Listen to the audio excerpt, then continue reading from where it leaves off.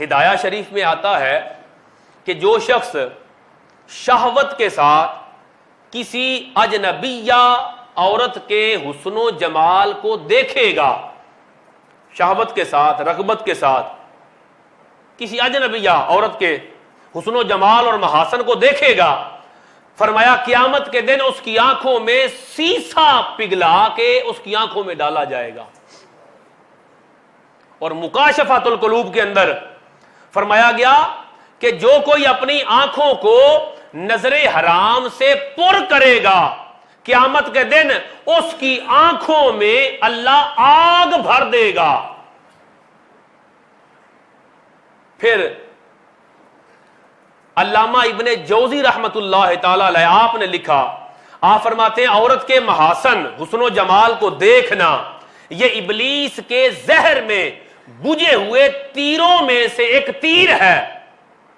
یہ اس دور میں زہر کے اندر تیر کو بھگو لیتے، گیلا کر لیتے، تیر کے اوپر زہر لگ جاتا، جب کسی کو لگاتے اس کے پیٹ میں تیر تو لگتا، خالی لوہے کا تیر لگے نکالنے سے زخم درست ہو جاتا ہے، مگر زہر آلود تیر ہو تو جسم میں زہر داخل ہو جاتا ہے اور بندے کا بچنا ممکن نہیں رہتا۔ محدث ابن جوزی فرماتے ہیں کہ یہ ابلیس کے زہر میں بجھے ہوئے تیروں میں سے ایک تیر ہے کہ بندہ بد نگاہی کرے۔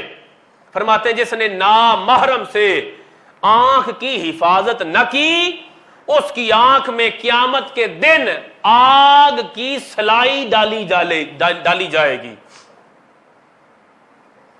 بد نگاہی کیا ہے؟ آج ہمارے موبائل کے اندر بد نگاہی آ گئی۔ بد نگاہی کیا ہے؟ محلے میں گزرتے ہوئے دختران اسلام کو بچنا مشکل ہے۔ ان اسلامی بھائیوں سے جو حقیقت میں تو ان کے بھائی لگتے ہیں، اگر اللہ انہیں شرم عطا فرما دے، مگر ان اسلامی بھائیوں کی نگاہوں سے بچنا ماؤں، بہنوں، بیٹیوں کے لیے مشکل ہو گیا۔ اور حضور صلی اللہ تعالی علیہ وآلہ وسلم نے ارشاد فرمایا، یہ حدیث پاک مسلم شریف میں آتی ہے، میرے آقا فرماتے ہیں کہ آنکھوں کا زنا دیکھنا ہے، کانوں کا زنا سننا ہے، زبان کا زنا بولنا ہے، ہاتھوں کا زنا پکڑنا ہے، اور پاؤں کا زنا چل کر جانا ہے۔ گویا حواس خمسہ بھی زنا کرتے ہیں، میرے آقا یہ فرما رہے ہیں۔ اور ایسے حدیث پاک کی شرح کرتے ہوئے حضرت شیخ عبداللہ محدث دہلوی رحمت اللہ تعالی علیہ، جن کا میں اکثر تعارف کروایا کرتا ہوں، شاہ عبداللہ محدث دہلوی، آپ فرماتے ہیں اس حدیث کی شرح میں، آپ فرماتے ہیں آنکھوں کا زنا بد نگاہی ہے، زنا حرام ہے، اور حواس خمسہ زنا کرتے ہیں۔ کیسے؟ جس چیز کو دیکھنا حرام ہے اسے دیکھا تو زنا آنکھوں کا، اور فرمایا کانوں کا زنا حرام اور فحش باتوں اور کلام کا سننا ہے۔ بے حیائی والے سارے انداز جو ہم سنتے ہیں گانے باجے کی صورت میں، جو شہوات کو ابھارتے ہیں، بندہ کہتا ہے کہ میں نے کون سا زنا کر لیا، نہیں، ان بے حیا گانوں کو سننا بھی کانوں کا زنا ہے۔ اور شاہ عبداللہ محدث دہلوی فرماتے ہیں زبان کا زنا حرام اور بے حیائی کی گفتگو کرنا ہے، پاؤں کا زنا برائی کی طرف چل کے جانا ہے۔ آپ فرماتے ہیں یہ حواس خمسہ جب شریعت کی حدود کو کراس کرتے ہیں، جس چیز کو نہیں سننا اسے سنتے ہیں، جسے نہیں دیکھنا اسے دیکھتے ہیں، جسے نہیں پکڑنا اسے پکڑتے ہیں، جس کی طرف چل کے جانا جائز نہیں حرام ہے اس کی طرف چل کے جاتے ہیں، تو حواس خمسہ بھی زنا کرتے ہیں۔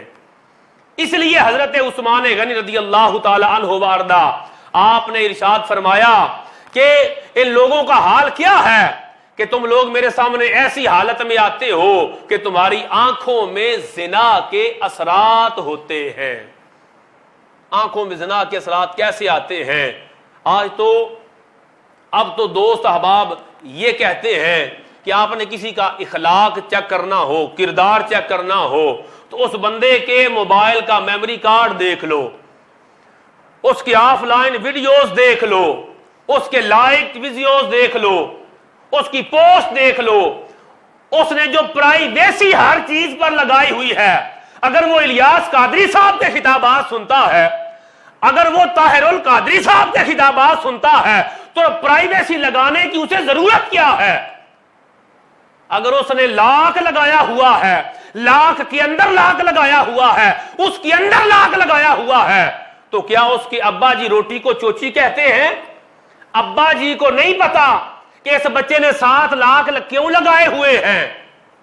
میرے بھائیوں، اب زنا کرنا زیادہ آسان ہو گیا، مگر یاد رکھیں یہ پہلے بھی حرام تھا، یہ اب بھی حرام ہے، یہ قیامت تک حرام رہے گا، اور اس پر اللہ کی طرف سے عذاب ہوگا۔